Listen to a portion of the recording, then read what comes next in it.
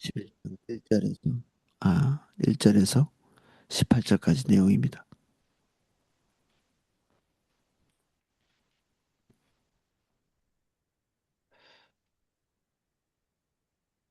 내용을 읽으면서 살펴보겠습니다. 전체 내용은 베드로가 저번 시간에 어, 고넬료의 집에 가서 복음을 전하고 거기서 성령이 내리시고 하는 그런 사건들, 그 사건들이 베드로가 보고하기도 전에 아마 이 소문이 예루살렘 교회에 퍼졌던 것 같습니다. 그래서 이 베드로가 그 모든 자초지정을 보고하고 어, 무할례자 곧 이방인의 집에 들어가서 복음을 전하게 된 경위를 묻는 자들에게 설명을 하면서 이 갈등을 해결해가는 그런 장면입니다. 1절입니다. 유대에 있는 사도들과 형제들이 이방인들도 하나님의 말씀을 받았다 함을 들었더니 사도들, 형제들, 이 형제들이라고 표현한 이 표현은 누가가 교회를 설명할 때 교회에 있는 성도들을 항상 이런 식으로 습관적으로 설명하고 있습니다. 형제. 지금 이 갈등이 첨예하게 드러나고 있는 이 그룹 안에서도 이 형제라는 단어를 쓰고 있죠. 이게 결국에는 분쟁이 있으나 없으나 이 형제라는 이 하나 되게 하신 것을 나타내는 것이죠. 그래서 다른 그룹, 다른 팀, 다른 이질적인 집단이 아니라 결국 이 문제가 불거지는 그 순간에도 한 팀이고 한 그룹이고 또 한 몸 된 것에 대한 표현이기도 합니다. 이방인들도 하나님의 말씀을 받았다 함을 들었더니 베드로가 예루살렘에 올라갔을 때 할례자들이 비난하여 이르되 내가 무할례자의 집에 들어가 함께 먹었다 하니 할례자들이 비난했다 이렇게 얘기했는데 유대인들은 다 할례자죠. 100%다. 8일 만에 할례를 받으니까 할례 안 받은 사람은 없는 거죠. 근데 이 무할례자의 집에 들어가서 함께 먹었다고 이게 비난했던 이 사람들은 우리가 추측해 보건대 바리새인들 중에서 예수님을 믿었던 사람들 그리고 특별히 이 할례에 대한 집착이 강했던 그런 그룹에서 이런 비난이 있었다고 우리가 추측해 볼 수 있겠죠. 베드로가 그들에게 이 일을 차례로 설명하여 이르되 내가 욥바시에 기도할 때에 황홀한 중에 환상을 보니 큰 보자기 같은 그릇이 내 귀에 메어 하늘로부터 내려 내 앞에까지 드리워 지거늘 이것을 주목하여 보니 땅에 네발가진 것과 들짐승과 기는 것과 공중에 나는 것이 보이더라. 또 들으니 소리 있어 내게 이르되 베드로야 일어나 잡아먹으라 하거늘 내가 이르되 주님 그럴 수 없나이다. 속되거나 깨끗하지 아니한 것은 결코 내 입에 들어간 일이 없나이다 하니 여기까지는 유대인들이 누구나 할 수 있는 이야기죠.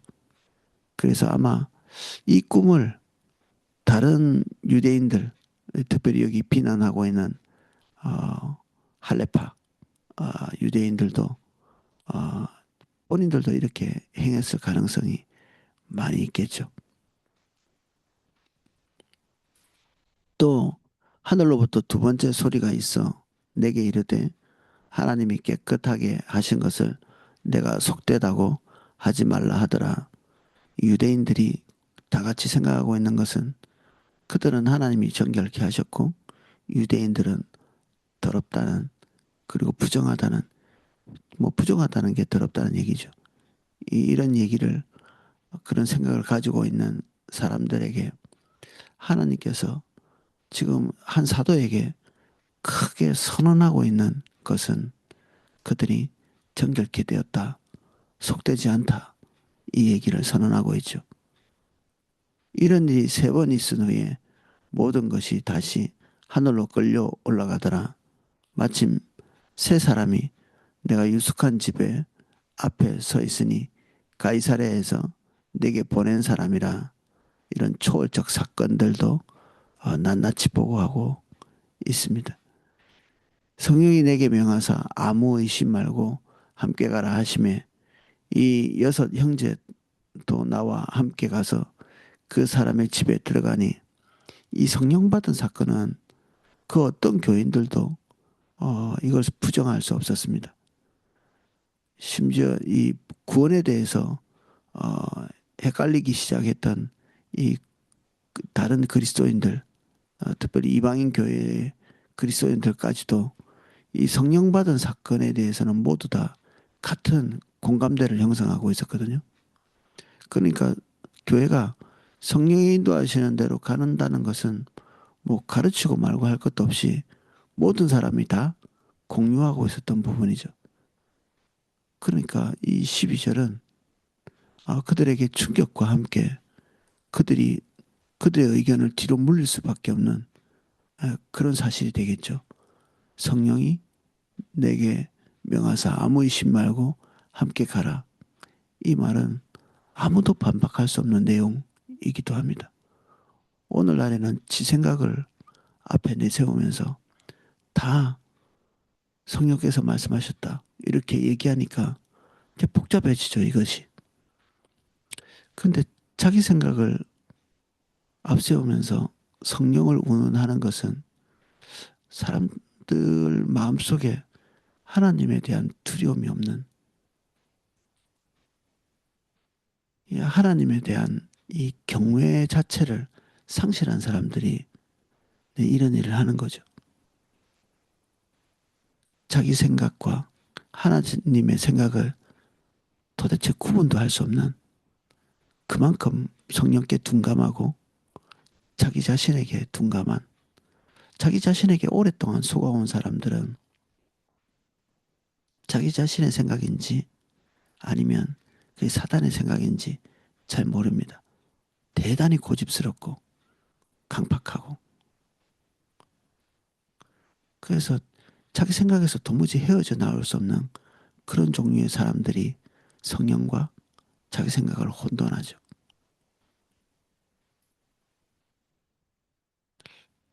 그래서 이중죄를 짓는 것입니다. 한 면에서는 성령께 둔감해서 주님의 인도를 받을 수 없는 것과 자기 생각을 하나님의 생각으로 치환하는 이런 몹쓸 일도 행하면서 두 가지 죄를 같이 짓는 것입니다.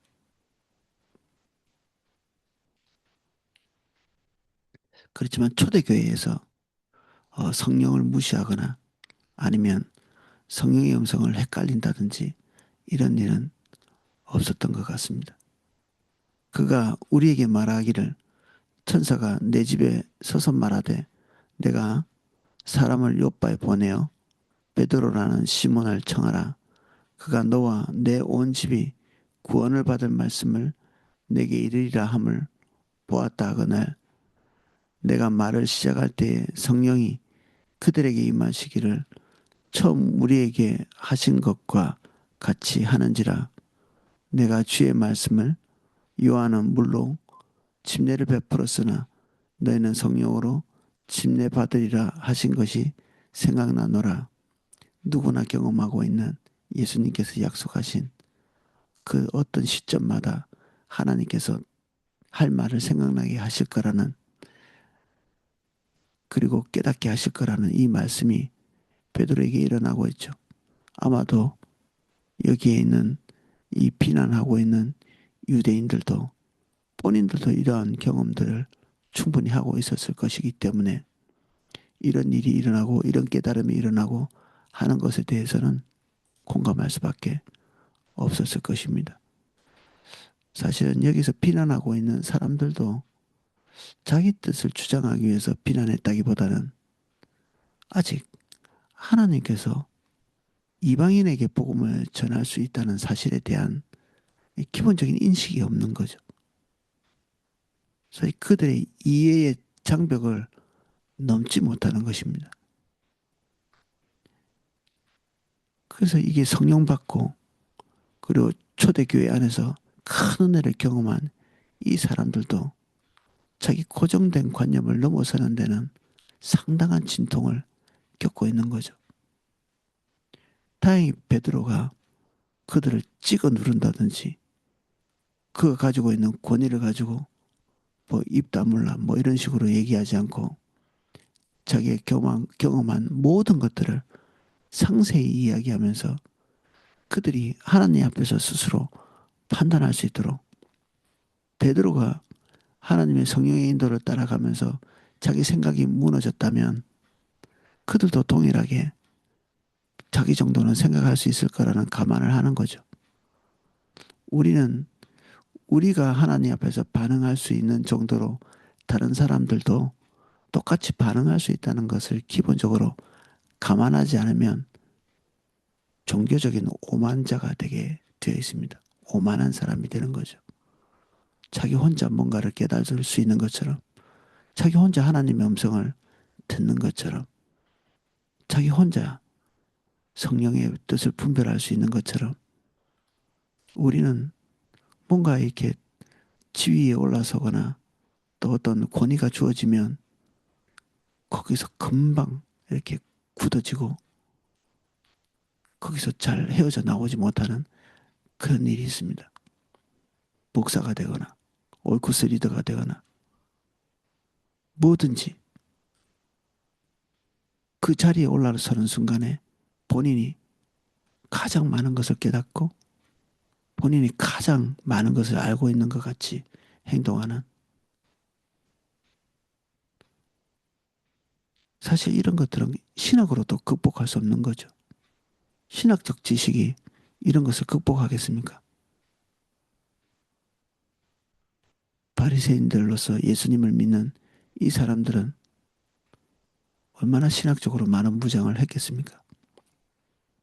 특별히 사도 바울조차도 그가 무장하고 있던 그 지식이 이 복음의 이해를 넘어서지 못하는 결국 그것을 넘어서게 하는 것은 우리를 중생할 수 있게 깨닫게 하시는 성령의 은혜이죠. 성령님. 그분이 우리에게 오시고 각자에게 오시고 그래서 그분이 깨달음을 주시지 않으면 우리는 이 지점에 도달할 수 없는 한계를 가진 존재다. 그래서 우리는 계시라는 것이 필요합니다. 계시. 볼 수 없는 것을 보게 하시는 칸트가 말한 것처럼 우리 인간이 어떻게 신의 영역을 알 수 있겠느냐? 알 수 없는 것에 대해서는 거론도 하지 말자. 이런 태도가 아니라 그분은 우리에게 언제든지 자기의 생각을 계시할 마음이 있으시고 그분은 우리와 생각을 공유하시는 정말 사랑의 하나님이시기 때문에 우리가 깨닫기 위해서 갈망하고 주님과 동행하기 위해서 갈망한다면 주님이 우리에게 그 은혜를 베푸시죠. 지금 이 교회 안에서 논쟁하고 있다. 이렇게 보이겠죠. 근데 논쟁하기도 하죠. 근데 모든 사람이 다 성령 안에서 자기를 낮추고 지금 이것이 무슨 일인지를 같이 이게 베드로의 나눔을 통해서 점검하고 있는 거죠. 이게 진짜 하나님으로부터 온 일인가? 그런 것들을 분별하고 있는 것입니다.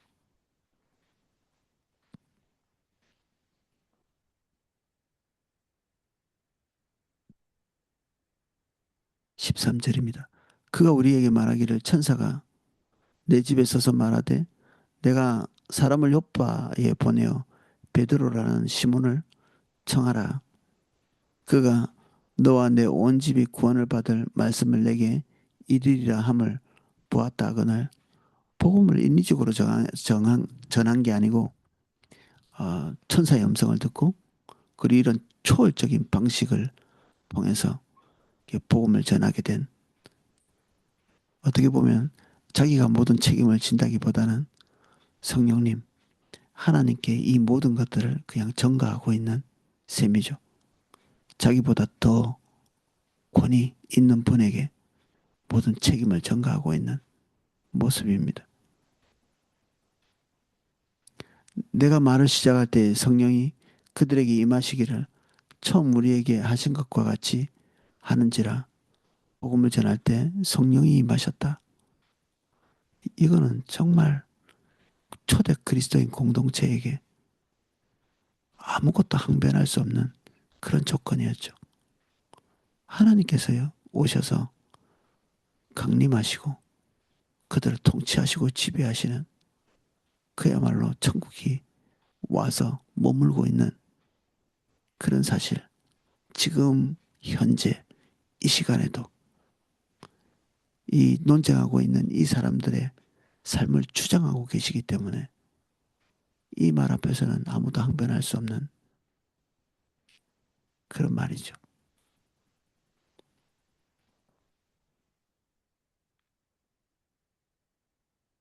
내가 주의 말씀에 요한은 물로 침례를 베풀었으나 너희는 성령으로 침례받으리라 하신 것이 생각나노라.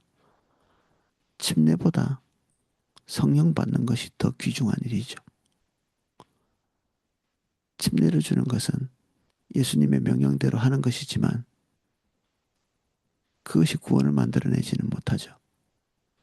성령께서 오셔서 임재하시고 중생의 은혜를 부어주시고 그래서 깨닫게 하시고 예수님을 믿음으로 고백하게 하시고 이 과정이 예수님을 믿게 하는 것인데 그것을 인친 것이 그냥 뒤따라가면서 인치는 것 이게 침례죠. 그래서 성령의 세례가 물의 세례보다 무한정 더 귀하죠. 근데 뭐 성령의 세례가 그들에게 임했다면 물로 세례 주는 일을 금할 일은 없는 것이죠.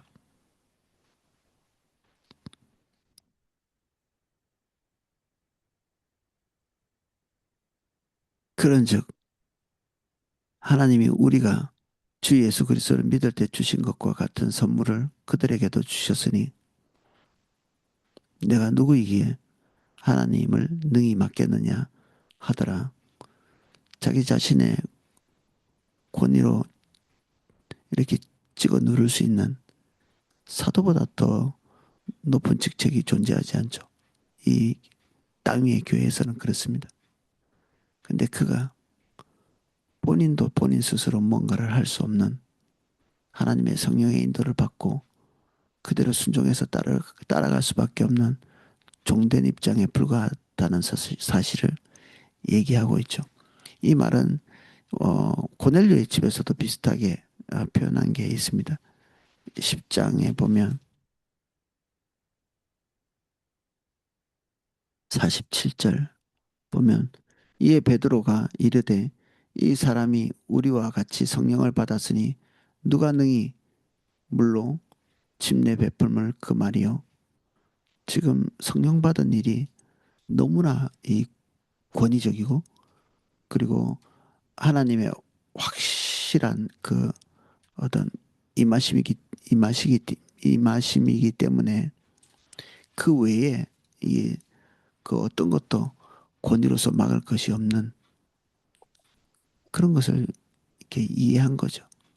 거기 몇 사람이 있었던 사람들과 함께 그래서 침례를 주는 이런 이제 어떻게 보면 모험일 수도 있는 그래서 감행한 그 뒤에 어떤 일이 있을 거라 뭐 대충 예상은 할 수 있겠죠.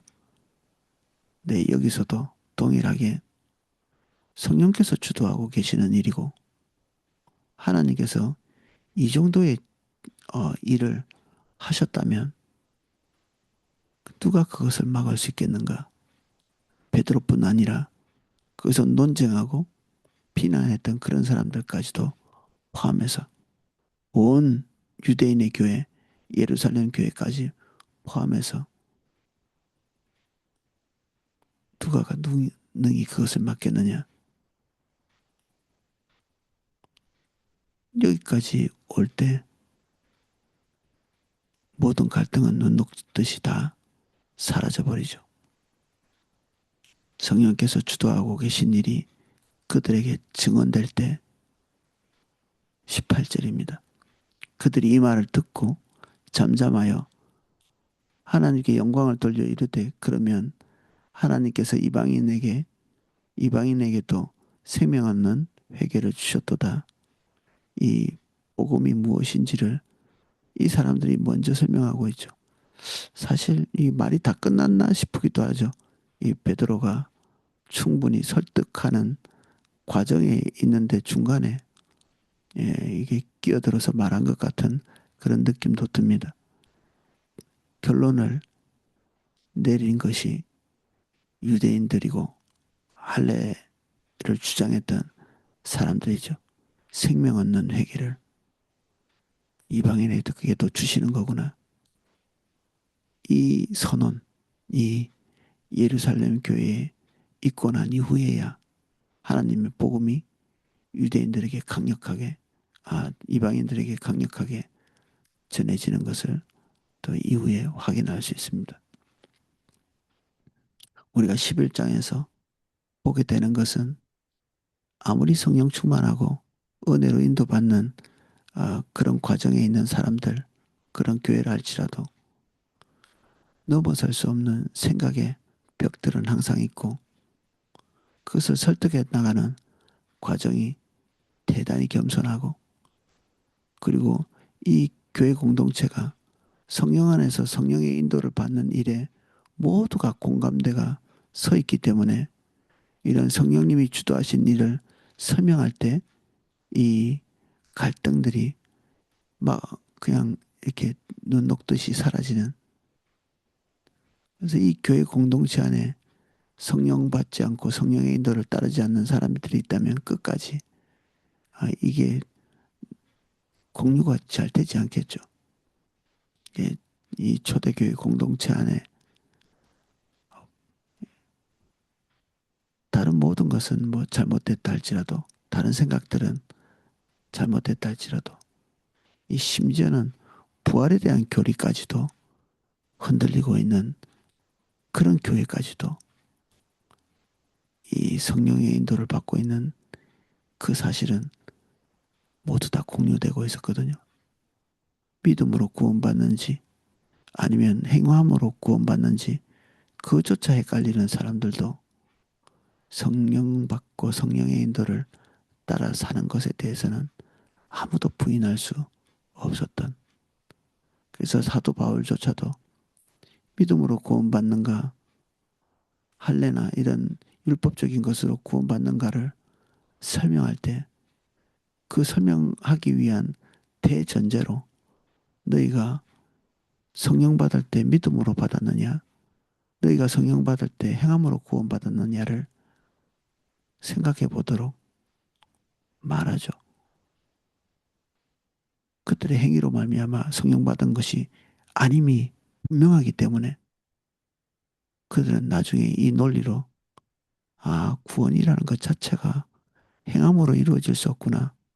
할례를 하는 것이 구원의 요소가 되지 못하는구나. 그것을 깨닫게 되는 거죠. 우리를 하나 되게 하시는 것은 논리의 굴복이라기보다는 성령께서 우리에게 함께 있는 것입니다. 성령이 우리를 하나 되게 하시고 한 생각을 하게 하시고 예수님이 기대하신 바도 한 목자 하나의 영에 의해서 통치받는 그런 그룹 교회를 세우기를 원하셨죠. 그래서 너희가 하나 되게 하신 것을 힘써 지키라고 고면하고 있는 이 성경 말씀도 우리가 이미 하나 된 존재임을 말하고 있고 그것을 지키는 일에 총력을 다하라. 예, 다른 생각, 다른 생각도 다 좋은 생각들이죠. 나쁜 생각으로 다른 생각을 말하는 사람은 없습니다. 근데 교회가 어떻게 가고 있고 지금 어디로 진행하고 있는지를 보고 자기 생각을 거기에 맞추고 성령께서 그 일을 주도하고 계신지 자기 안에 있는 성령께 물어야 되죠. 그거 하려고 우리가 신앙훈련도 하고 하는 거죠. 그래서 이 우리가 초대교회를 보면서 이 갈등의 문제가 없을 수는 없으나 어떻게 해결할 수 있는가에 대한 힌트를 오늘 얻는 시간이 되었습니다. 오늘은 여기까지 살펴보겠습니다. 기도하겠습니다.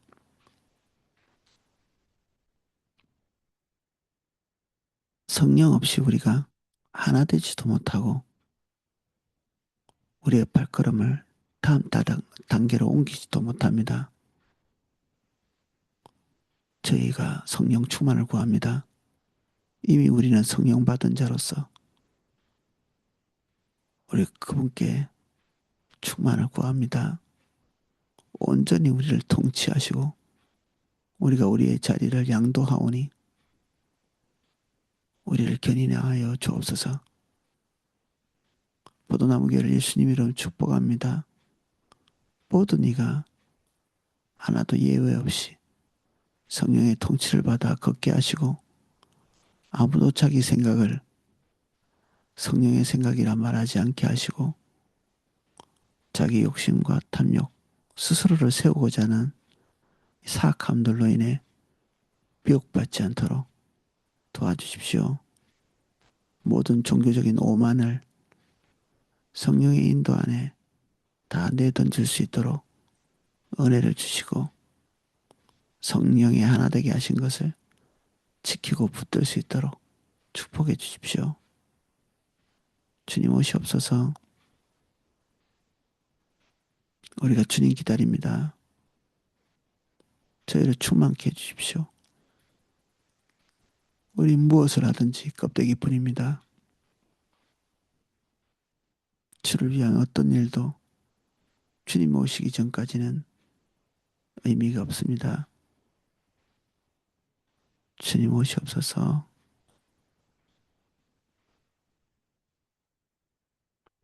예수님 이름으로 기도합니다. 아멘.